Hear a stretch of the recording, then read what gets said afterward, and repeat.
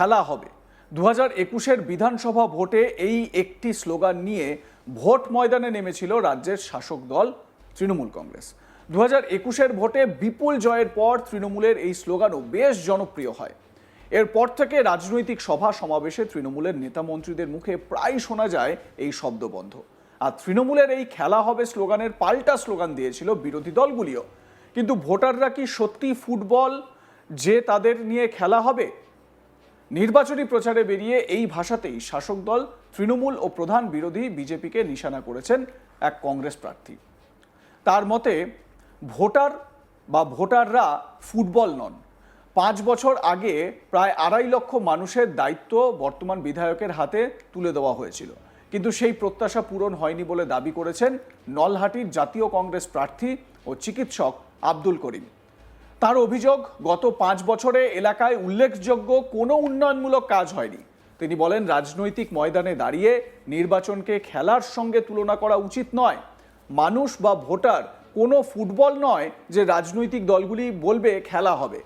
এই মন্তব্য করে তিনি ভোটারদের প্রতি সম্মান দেখানোর আহ্বান জানান। আব্দুল করিম জানান, জাতীয় কংগ্রেস মানুষের সাংবিধানিক অধিকার রক্ষার জন্য লড়াই করবে।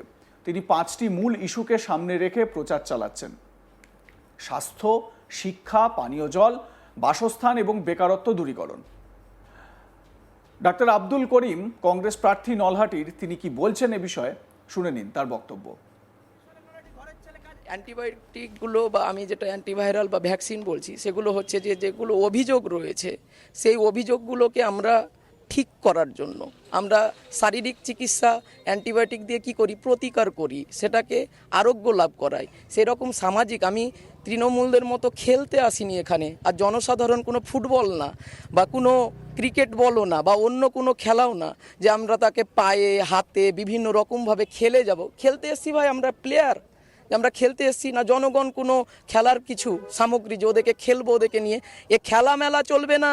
খেলা বন্ধ করতে হবে। জনসাধারণের উত্তর 23-এ দিয়ে দিবে খেলা কাকে বলে। খেলতে কত ভালোবাসেন জনসাধারণ শিখিয়ে দিবে। খেলবেন, তারপরে বাড়িতে বসে বসে ঝুনঝুনি নেবেন, নিয়ে খেলবেন বাচ্চাদের সাথে। আর দুস্থ দরিদ্রদের সঙ্গে খেলা চলবে না। ওদের সঙ্গে যে অন্যায় করেছেন, ওদের জাত্য সম্মানকে নিয়ে খেলা করেছেন, তার জবাব 23-এ পাবেন। এই লড়াই, আমি যেটা লড়াই শুরু করেছি, সেই লড়াইটা হচ্ছে দুস্থ দরিদ্র মানুষের আত্মসম্মানের লড়াই, তাদের অধিকারের লড়াই। এই লড়াই আপনাদেরকে বুঝিয়ে দিব 23 তারিখ। এছাড়াও নলহাটির পাথর শিল্পের রয়্যালটি প্রসঙ্গে তিনি অভিযোগ করেন, এই অর্থ সরকারি কোষাগারে না গিয়ে তৃণমূল নেতাদের পকেটে যাচ্ছে। এর ফলে এলাকার উন্নয়ন কার্যত থমকে গিয়েছে বলেও দাবি করেন তিনি। তো কি বলেছেন আব্দুল করিম সাহেব, শুনে নিন।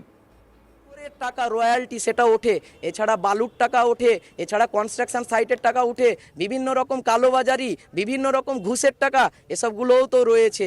এগুলো দুর্নীতিযুক্ত মুক্ত করতে হবে। আমরা রয়্যালটি বন্ধ করে দিব এই সমস্ত। এবার আমি কিছু প্রতিকার বলি। শিক্ষার আলো আমি ফেরাবো। এই মিউনিসিপ্যালিটিতে 8 নম্বর ওয়ার্ডে, যেখানে ওখানের কমিউনিটিতে মহামেডান বেশি, ওখানে কোনো রকম প্রাথমিক শিক্ষা স্কুল দেয়নি, সেই স্কুল তৈরি করব।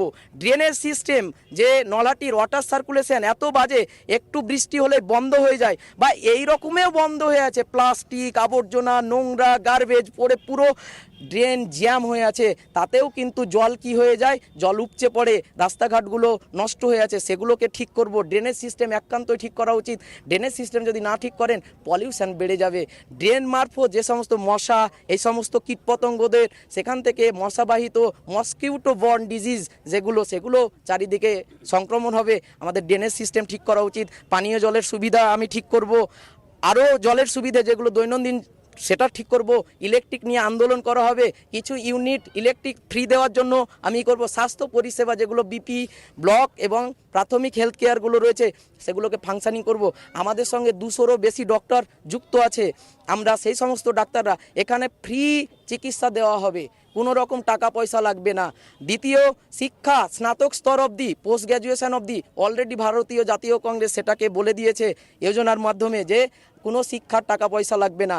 এছাড়া এই যে ভান্ডার নিয়ে যে সমস্ত কথাবার্তাগুলো বলা হয়, ভান্ডারগুলো কিছু রাজ্য প্রকল্প বা কিছু কেন্দ্র প্রকল্প, কোনো রকম ভয় পাবেন না।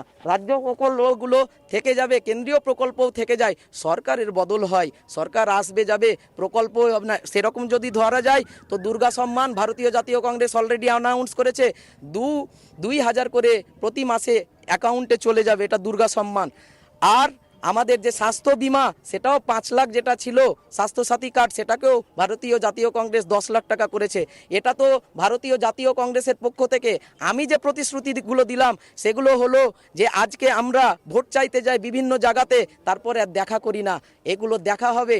আমি একটা যেটা করব সেটা হচ্ছে একটা জনতা দরবার খুলব জিতার পরে। সেই জনতা দরবারে জনতারা এসে নিজের নিজের এলাকার বলবে, রিপোর্টিং করবে, সেই মুহূর্তেই ওই ওয়ার্ডের ওই মেম্বার, ওই অঞ্চল সভাপতি বা অঞ্চলের দায়িত্বে যারা থাকবেন অন দ্য স্পট ওখানে মীমাংসা করা হবে এবং তার ফাইল সেখানে ক্লোজ করার চেষ্টা করা হবে।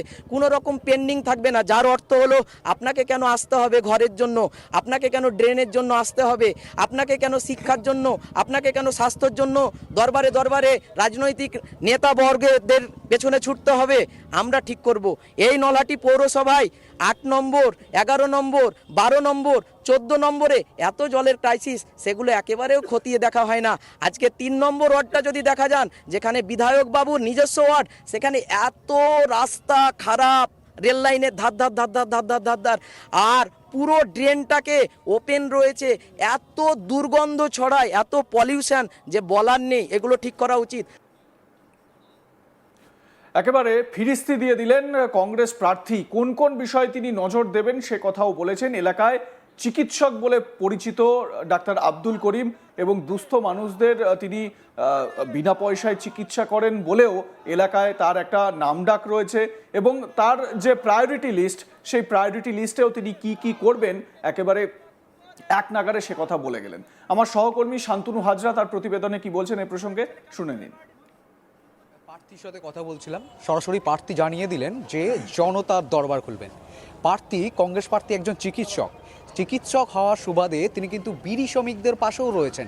তিনি বলছেন নো স্মোকিং। হ্যাঁ, নো স্মোকিংয়ের পক্ষে থাকলেও তিনি কিন্তু বিড়ি শ্রমিকদের পাশে থাকছেন এবং এই ধর্ম সংকটের মাঝেও বিড়ি শ্রমিকদের যে শারীরিক অবস্থা অবনতি ঘটে, যে দিনের পর দিন কাজ করার পর সেই কাজ করার জন্য যে শারীরিক অবনতি হয়েছে, সেই অবনতিকে ঠিক করার যে ওষুধ সামগ্রী হোক, চিকিৎসা সামগ্রী হোক, তিনি সব কিন্তু ফ্রিতেই দেবেন, একেবারে বিনামূল্যেও। তিনি কিন্তু জনতাকেই প্রথম প্রাধান্য দিচ্ছে নলহাটি বিধানসভা কেন্দ্রের জাতীয় কংগ্রেস দলের প্রার্থী আব্দুল করিম। নলহাটির কংগ্রেস প্রার্থী ডাক্তার আব্দুল করিম তিনি তার কি হোয়াট টু ডু লিস্ট সেটা তিনি জানালেন এবং ভোটে জিতলে তিনি কি করবেন সে বিষয়ে সবিস্তারে আজ তাক বাংলার প্রতিনিধির সামনে তুলে ধরার চেষ্টা করলেন এবং সেখানে তার যেরকম বিড়ি শ্রমিকদের প্রতি, তাদের স্বাস্থ্যের প্রতি সচেতনতার কথা বলেছেন, একই সঙ্গে যে স্থানীয় এলাকার যে পরিষেবা পাওয়া উচিত সেই পরিষেবাগুলো তিনি প্রদান করার কথা বলেছেন। পাশাপাশি মহিলাদের 2,000 টাকা করে কংগ্রেসের যে ঘোষণা ভাতা দেওয়ার, সেই বিষয়টিও তার বক্তব্যে আমরা দেখতে পেলাম। আপনাদের মতামত জানাতে থাকুন, দেখতে থাকুন আজ তাক বাংলা।